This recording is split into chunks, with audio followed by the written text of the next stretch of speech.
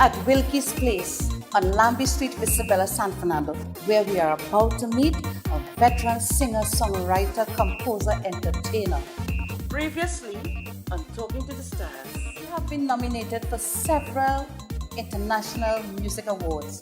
Let's talk about that. You say several like it's a whole bunch, it's not so much.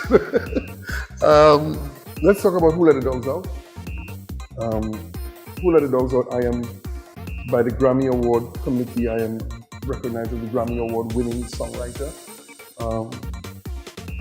for the song Who Let the Dogs Out. tonight, part 2 of our Talking to the Stars series.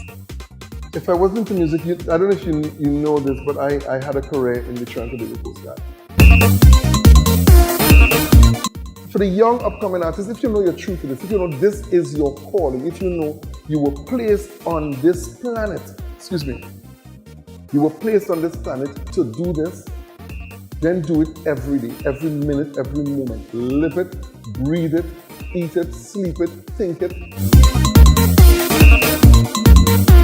Hi everyone, thank you for joining us. I'm Simply Heather and you are watching Talking to the Stars. Today we have with us a veteran entertainer who performed all over the world. He is a Grammy Award winner songwriter for his smash hit Who Let the Dogs Out. Yes, yes. The party was late, the party was pumping. Hey, I-U-B-I-O, and everybody having a ball. Yeah, man, I-U-B-I-O. I'm talking about none other than Anselm Douglas. Welcome to the show. Thanks for having me on Talking to the Stars. You've traveled all over the world performing. Where would you say was your most memorable performances? Trinidad. I mean, honestly, I've been to Palestine. I've been to Israel. I've been to Sweden. I've been to London. I've been to all over the U.S., or Canada, Zimbabwe.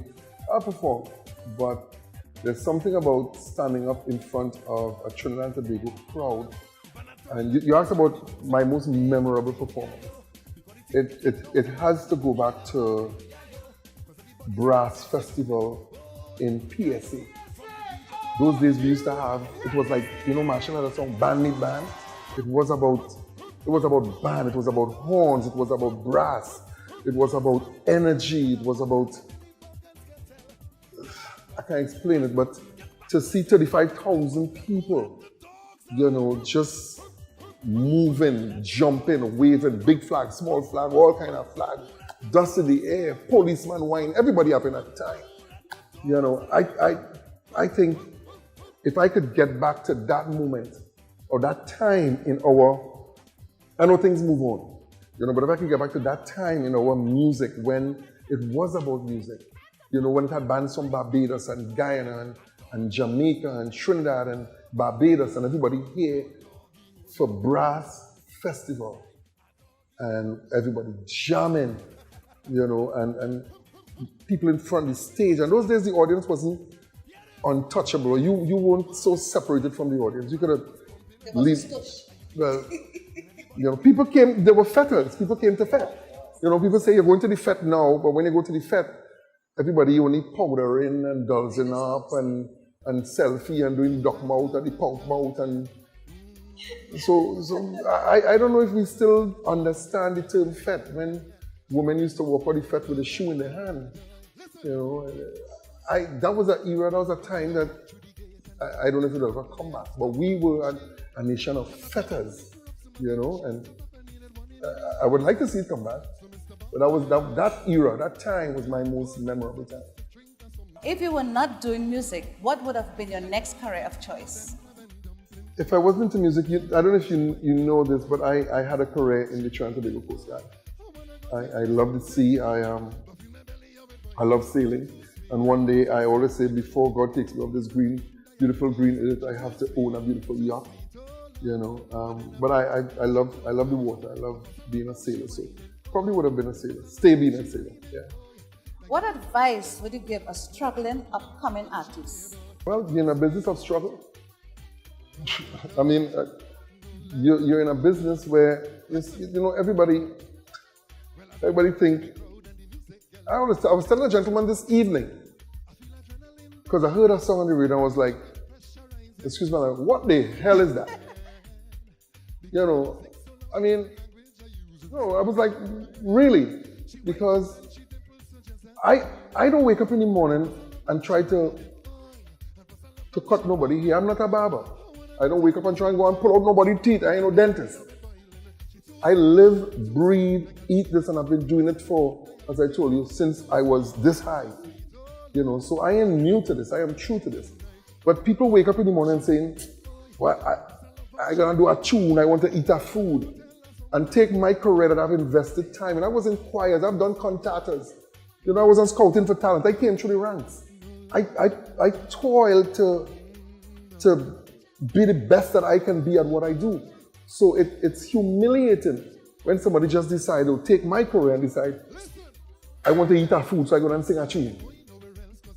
And the funny thing is, these fellas, it has worked for them. Yeah, it does work.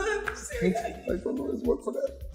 You know, but for the young upcoming artists, if you know you're true to this, if you know this is your calling, if you know you were placed on this planet, you were placed on this planet to do this, then do it every day, every minute, every moment. Live it, breathe it, eat it, sleep it, think it.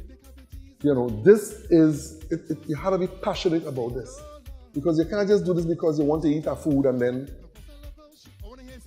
you know, okay, you eat a food. Really? It's not fast food. This is thing you have to prepare and put in the oven and time it, and when you hear ping, you take your little fork and you choke and see if it's ready. And this is a meal you have to prepare for. This is no hurry thing.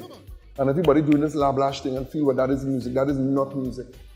And if it was in the days of the Grandmaster, God rest his soul, he run you. At the Koto, he run you. Pelham Goddard, he's still alive. He will run you until you can't go in tongue with that. Because these producers and songwriters, they didn't settle for dago work. Either do it right or don't do it at all. So as a young artist coming up, be true to what you're doing. There will have times when you're suffering, when you're catching your tail, when you have to eat bread, not even bread and butter, bread and jam it. You know, bread and jam, the two of them together, bread and jam. That's all you have. And you eat that, drink water, you're living.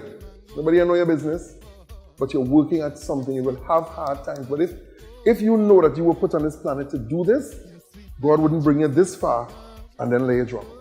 He'll take you through it. Whatever he brought you to, he will take you through. You know, my mom and the old people have a saying, drip, drip does fill the bucket. You know, too many times you open the pipe and you want to gush. Be patient. Be patient. Tip. Tip. You know, if you plug your sink, if you in error, leave the plug in your sink, your kitchen sink in the night, but your tap has a little drip. You know you're waking up to a flood in the morning? You know you're waking up to a flood in the morning. That pick in the morning. Oh God, the kitchen flood.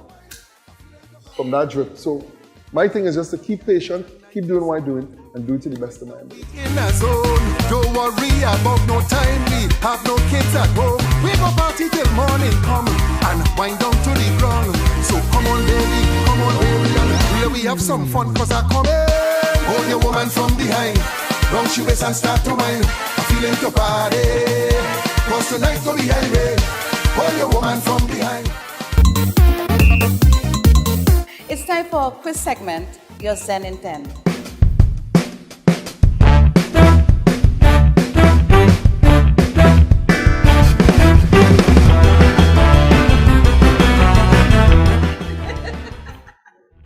Anselm, this is our quiz segment where we ask you 10 quick questions so your fans can get to know you a little better, okay? So are you ready? Okay. What is the one thing that people will be surprised to know about Anselm Douglas? That I'm not big on food. Other love besides music? I love family. Favorite color? I like blue, I like white, I like green. I like plenty colors, I like colors. Favorite food? I got drink soup every day. Favorite calypso? Progress. A place you call your Zen? My bedroom. Best advice given? This too shall pass. Stick with it. What brings you the greatest joy? Honestly, standing on stage, performing and seeing people have fun. Because that brings, I swear, that brings the most fun to me, just seeing people having fun as I perform and they're totally enjoying themselves. That's it. Person that influences you the most? I think it was my mom.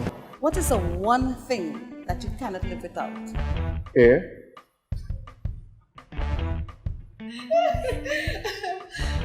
Well, Anselm, thank you so much for allowing us to hang out with you, and all the best in your future endeavors. Thank you for having me. Again and again and again, and we just make it go.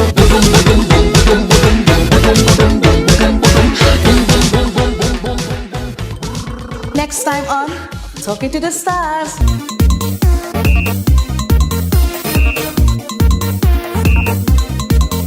Many people don't know that you are the voice behind the 2011 Sexy Groovy Soca Frenchman Jam, where you collaborated with Misty Vibes and Atlantic. Yes, I am. I have a wide musical range. I'm not just a soca artist, you know, I came from a gospel background.